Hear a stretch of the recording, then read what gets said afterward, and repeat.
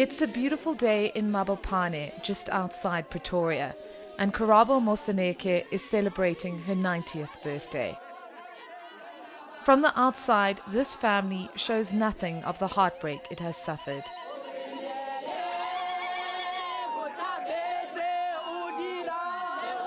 All four of Karabo's sons were imprisoned for fighting apartheid. Beaten, tortured, jailed, and threatened with death, each of these men was behind bars as a child or young man.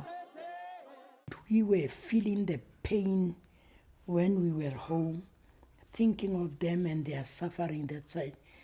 And gradually they got used to the pain. Not that much, but at least they could accept it. Karabo Moseneke's son Dikgang is the second most powerful judge in South Africa. He's written rulings that have forever changed the country's legal and human rights landscape. Nelson Mandela trusted him not only to defend his former wife Winnie, but also to handle his estate after he died. But before all of that, Dikgang Moseneke was a teenage boy, living in a close-knit and religious family in this home in Attridgeville. And the one morning, I'm Eastern at 6, 1960, on the front page, there are bodies of dead people in Sharpeville, shot by the police. It was the beginning of a political awakening in the 13-year-old, made even more intense by the obvious inequality that he saw around him. You could see it out there jumping at you as a young person. And just remember the sense of right or wrong of young people. My grandchildren now tell me, Grandpa, why does he get 2 sweets and I get only 1? It's unfair, Grandpa. The kids are the first to say it. So my sense of fairness was inbred, and I think it's inbred in every child.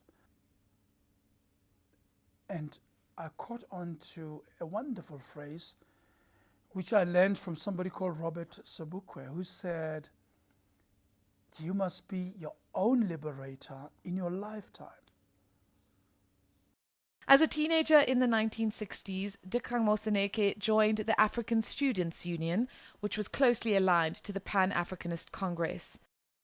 He was just 14 years old when he was arrested for conspiracy to overthrow the apartheid government.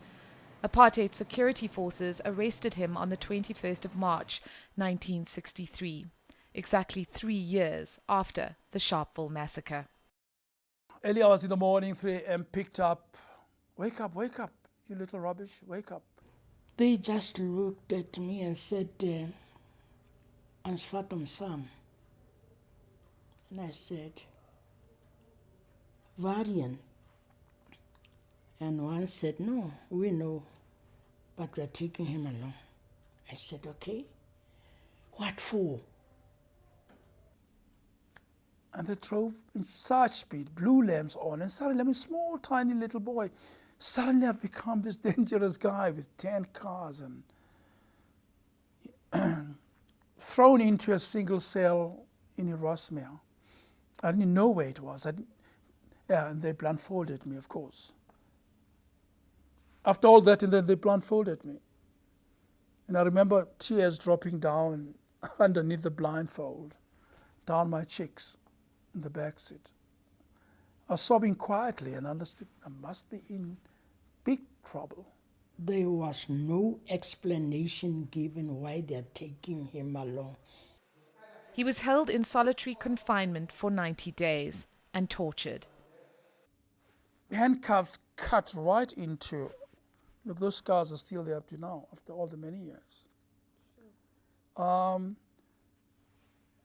like the guy in Davidson, who the police pulled like, you see the handcuffs get tighter and tighter and tighter as you, and you see there. Yeah. His frantic mother searched for him the following day, but police refused to reveal his location. Then I went back home, exhausted spiritually and physically. When I got home, I just sat down and started crying now. It was only the next day that Moseneke's parents were able to find him, and it was the beginning of a hellish ordeal, watching their teenage son being put on trial. Karabo Moseneke still vividly remembers police asking her if she was number 6's mother. Her son was the number 6 accused on trial. Tell them all that I am. I am the mother. I am definitely his mother. Then they came. Then said, yeah, but you know that Khan must hang paltu. Nomar says. My feeling was just dead, or I was cold. I couldn't understand. I knew when they said Khan hang paltu, it means they're going to hang him. Whom has he killed? Because even if you have killed somebody, it's not just common or easy for you to go to hangpal. But I got that thing, it ring, when I was sleeping, I used to dream hangpal, because I got it every day of the 6 months as I went to court. The teenage Moseneke ended up defending himself after the judge trying him refused to give defense lawyers enough time to prepare their case. He and his fellow accused were convicted. My dad walked into the witness box and said, I'm his father. I repeated my age, the date I was born, everything else, and said, please don't send him to jail. I'll look after him, give him back to me. I will make sure he's a good lad. And he promised Judge Celia, all of those things. And he looked at him and said, you may stand down. And my father was half sobbing as he was saying why he shouldn't send me to jail. Bang, he did. I was looking on to God to be there when my child was sentenced. And God was not there. Then the minister said to me, God was there. And he was there. And it was just 10 years straight. From there, they were in chains into the van to Robben Island. For the next 10 years, Karabo watched her son grow up in prison, and she can still remember her first visit there. You have to serve 6 months before you're entitled to one visit of 30 minutes by one person. We went to the visiting room. I looked at him. I cried. He cried.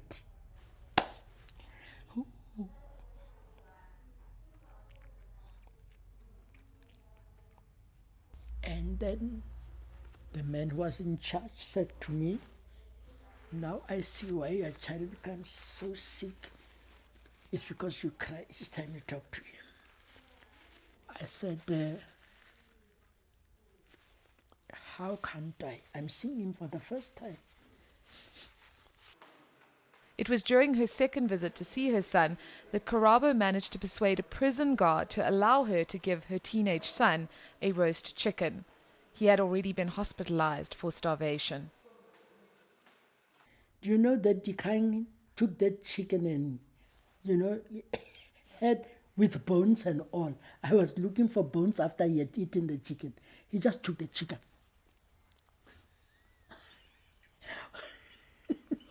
He just, how? I was looking at him. I thought the officer might change his mind and say, no, you are not allowed to do it. So I had to act pretty swiftly. And that's my mom expressing her love, as she always does, with food. And Dikgang Moseneke would become an adult behind the bars of Robben Island. He entered it at age 15. He left it age 25. He obtained his matric with exemption, a BA in English and Political Science, and a B Juris degree through UNISA, all while on Robben Island. in many ways, it became tolerable. I mean, you knew you had 10 years ahead of you. And for me, the formula was simple. I was going to convert this into a little university, which I did. All the results came home, and we could see he was doing very well. His marks were very good. And he was teaching Zuma. Really? Yes, President Zuma, to write. He was teaching him to read and write. Decades after his release, Moseneke believes the love and support of his parents and the sacrifices they made to pay for his education enabled him to endure imprisonment. My parents never once judged me. They never once blamed me for creating this difficult situation. Many of our comrades were married. Some had firm partners, or some had children and committed relationships and so on. And you could see it taking its toll. So for me was basically ensuring that my parents don't collapse under the heap of sorrow. I wanted them to hold on. Once out of jail, Moseneke spent 5 years under house arrest, during which time he completed an LLB and did his articles.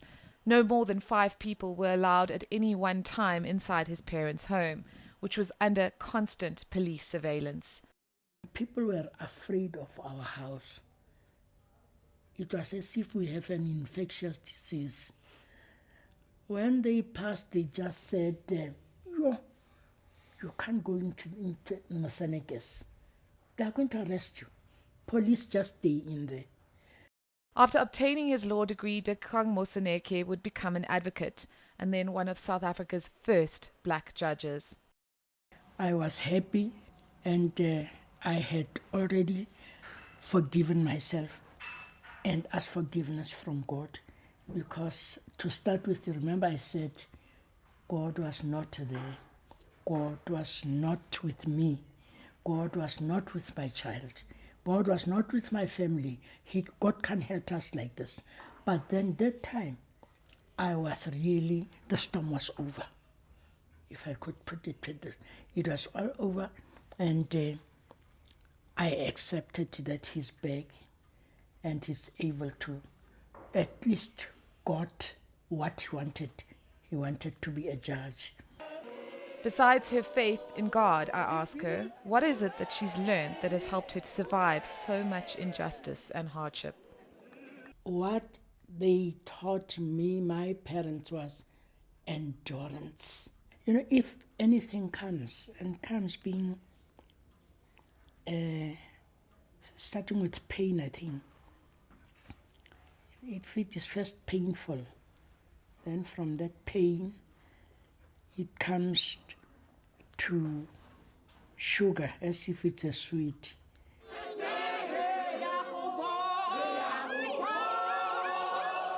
It's a simple answer, but it has shaped the destiny of an entire family. From deep pain, a journey to sweetness. Karen Morn, Johannesburg.